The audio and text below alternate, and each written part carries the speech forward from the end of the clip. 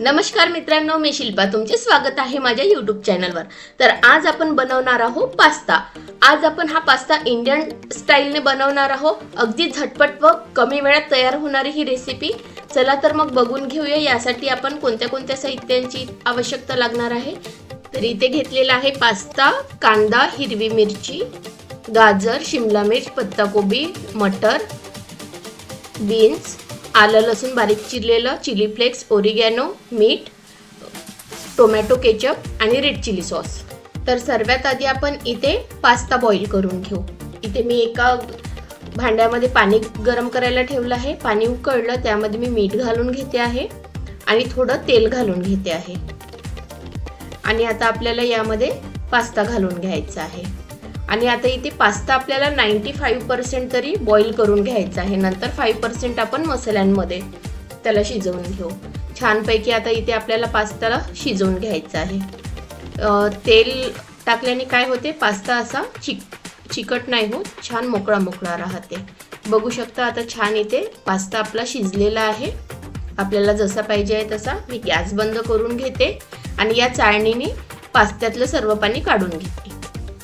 आता एका पॅन मध्ये मी तेल घालून घेतलेलं आहे।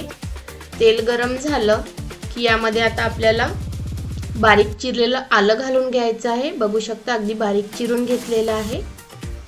अगदी 5 ते 10 सेकंद याला परतवलं की यामध्ये मी लसूण पाकळ्या त्याचप्रमाणे बारीक चिरून घेतलेल्या आहे त्या घालून घेणार आहे आणि त्याला पण थोडं परतून घेणार आहे।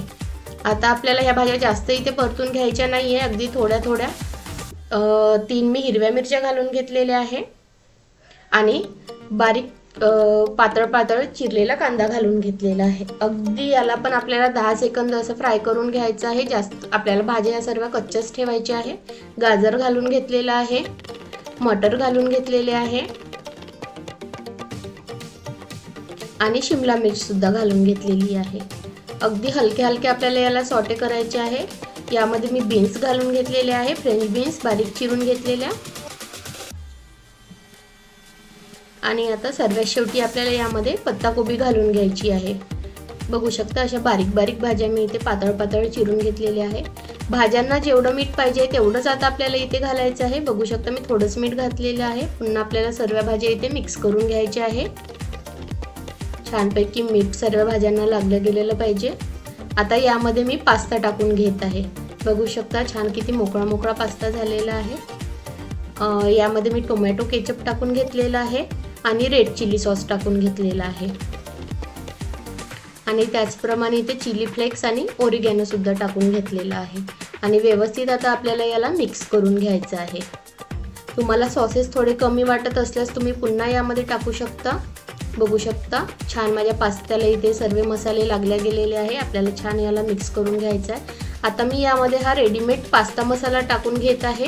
1 पॅकेट मी हा रेडीमेड पास्ता मसाला घालून घेतलेला आहे। बघू शकता छान टेस्ट येते याने आणि याला पण आपण छान व्यवस्थित मिक्स करून घेऊ, जेणेकरून आपल्या सर्व पास्त्याला हे मसाले कोट झाले पाहिजे। बघू शकता आता आपला इथे पास्ता बनून रेडी आहे। छान 1-2दा याला असं मिक्स केलं की आपला पास्ता पण शिजला जाते आणि सर्व मसाले सुद्धा पास्त्यामध्ये मिक्स होते। आता आपला पास्ता इथे बनून तयार आहे। तुम्हाला माझे व्हिडिओ आवडत असल्यास चॅनलला सबस्क्राइब करा, व्हिडिओला लाईक करा आणि जास्तीत जास्त शेअर करा। माझे व्हिडिओ बघण्यासाठी तुमचा अमूल्य वेळ दिल्याबद्दल खूप धन्यवाद।